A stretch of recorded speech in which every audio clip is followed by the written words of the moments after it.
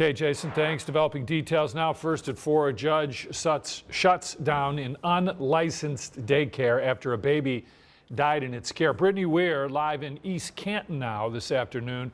Brittany, with what we know right now. Yes, a family is now mourning their 8-month-old baby boy, Grant Simmons, and a Stark County judge is making sure that the unlicensed daycare where he died does not reopen their doors as the East Canton Police Department works this investigation, trying to figure out exactly what happened inside that home. We have a baby. He's not breathing. He was napping. This is the dispatch call that East Canton Police received on March 10th. They were told 8-month-old Grant Simmons was inside this home on South Market Street and was not breathing.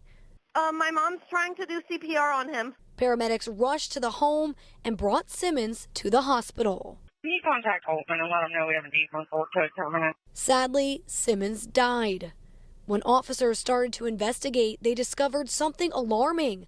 The home where Simmons was found was operating as an unlicensed daycare. According to a civil complaint filed by the Village of East Canton and the state of Ohio, one of the 2 daycare operators told officers they watched between 5 and 10 children at the home. They charged families roughly around $45 a day, paid in cash. But the complaint reveals they had no CPR training, no baby monitors or cameras, no emergency plan in the event of a fire, and no proper sleeping arrangements. On March 17th, the village learned the operators planned to reopen the daycare. But on the 20th, a Stark County judge granted a temporary restraining order shutting down the facility.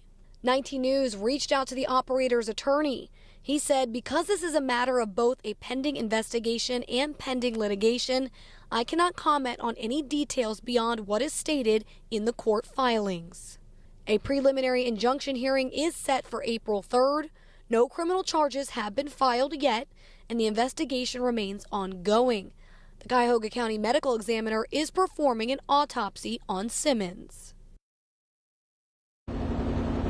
And we reached out to the East Canton Police Chief. He says he extends his deepest condolences to the Simmons family, and his officers are committed to this investigation. However, at this time, he cannot release any new information, but we will continue to reach out and bring you more once it becomes available. In East Canton, Brittany Weir, 19 News. Now.